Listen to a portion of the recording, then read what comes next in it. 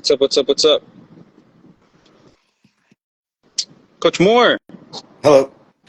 can you hear me? Yep, What's up, man? How are you? I'm good. How are you? I'm good. I want to say thank you for being willing to jump on this new little project that we have going on here. So I appreciate that, man. Oh, no problem. I wanted to first, like I said, say thank you for that. But hold on, my computer's acting up. But just to give you a quick intro, today we're joined by Coach Moore from Norman North. You're a former Timberwolves yourself, two-time state champ, first team All-State player, and now you're leading the next generation as a coach. So again, thank you for joining me right before the playoff run. No, no problem. Thanks for having me. First, congratulations on the season. You guys finished 13-1 and were the district champs for 6A Division One. What do you think were the biggest keys for the team's consistency all year? Well, first, I believe that UConn is the District One champions. Are Just they? based on, yeah, because they beat us head to head. So They get the we're tiebreaker, listed right? as first, but they have the tiebreaker for beating us head to head. But I mean, besides that, it's been a great season. I mean, unfortunate that we didn't win district, dropped a big one in that UConn game, but it's been a great season. I think the boys have really been adapting well to change. We've moved players around this year, and I think that's been a big key for us. From last year is just kind of our players being adaptable and really responding well to change. Yeah, I didn't know that they. I guess that it may make sense that they got the tiebreaker due to that game, but that's a bummer, Yeah, dude. It comes down to one game, right? One game in the season can just make or break it all, right? yeah. It's I mean, that's what I talked to the boys about. Is every game we got to treat it like it's the championship, and unfortunately for that one, I think we came in with our kind of buying into that we were the best team in state, and we got it handed to us. So Mm. props to UConn on that one, but we bounced back. I feel like pretty well from that game. So Yeah, that was a tough overtime loss, but you guys bounced back pretty strong after that. How important was it for the team to kind of see that resilience heading into playoffs? um, I think it was good. I mean, obviously you don't want to lose any game, but I talked to the boys. I think we were kind of on that path. If you look at our results leading up to that, we had not been playing as good as we were at the beginning of the season. So you never want to lose, but I think it's better to lose in a situation like that than get to the first round of playoffs and lose in a game early in playoffs. So unfortunate that we lost, but I think the boys have handled it well, and it kind of got them refocused on the state title goal. Yeah, you said it best. It's better for it to happen before playoffs than in playoffs. So yeah. Your team has been scoring a lot of goals, super offensive this year. How do you balance having an explosive offense, but also keeping it tight in the back? Well, so I feel like in the past couple of years we've been pretty good defensively, and our offense was kind of lacking. And so we have Miguel Madrigal, and he's been our rock in the back since he was a freshman. And this year, as a senior year, I decided to throw him up top and see how he did.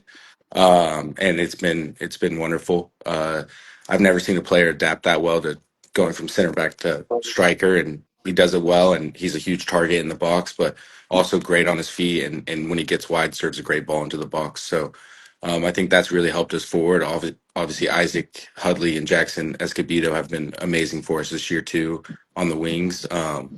And then we had some players step up on the back with George and Ethan, who played a little bit last year, but weren't main focuses of the defense. And now at center back, I think they've done a wonderful job back there. Obviously, we have given up more goals than I'd like. Not a lot of shutouts, but I think sometimes it's hard when we're subbing players and we're up by a couple goals to keep your head for 80 minutes. But we've been working on that. And hopefully for playoffs, we can get some shutouts on the board. Yeah, I guess it's the difference between doing club ball and high school ball. You really just got to run with what you have, right? Yeah, I mean, we kind of plug in the spots, and I know players play somewhere for club, but then we might throw them at center mid or outside back or completely different positions than they normally play. Nice. What's the mindset heading into playoffs? What's your message to the team as you guys prepare for this next chapter of the season? I mean, the message is just one game at a time. We've been in this spot before where we're hosting, and I think we start focusing on making a run, and then we lose a game early. I mean, two first round exits in back to back years. So really focused on just taking it one game at a time. But really excited to play the teams that we haven't got an opportunity to play, kind of show what we're made of and what we're really about. Yeah, this season has gone by super fast. It's sad to see how for some the season's over and for some, playoffs are just starting, but it goes by so fast every year. Yeah, it once we start that 2 game Tuesday, Friday, it's over in a flash. And I tell that players that all the time, that it's like on our first week, that trust me, it's going to be over and you're going to miss it. And some of them I think buy into it, but you can tell some of them they're realizing, wow, it's over. Like the season's over. We got one game at a time. If any game could be my last. So Yeah, it's a clear sign for those juniors and sophomores out there to take advantage of it because look at your seniors now, they're going to miss it. yeah.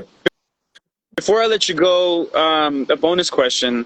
Was there a moment this season where you knew that this group had something special? I think it was when we went to Alabama. Obviously, we had started our season out really well, but going to Alabama, I think, is a good test for us. We get to play some teams that we're not familiar with, and we were really tested there in our first and third game. And I think after coming back from that, I thought that this team had a lot of potential and could be a state championship team. Yeah, congratulations on that. I remember following you guys as you guys were down there in Alabama, and it was just one win after another, and ended up coming back with the championship. So congratulations to that, and hopefully that transitions into the playoffs with another state championship. Thank you. Yeah, hopefully we can continue getting some silverware. Nice. Well, I appreciate you for coming on this short little interview. Hopefully, we can continue the conversation in a long form maybe in a podcast in the future. But I appreciate you guys willing to jump on and try this pilot. I guess we're gonna call it Facebook Live. I don't know. All right, no problem. Thanks for having us. All right, man. Good see you later, and good luck to Norman North out there in your upcoming game in playoffs. All righty, thank you.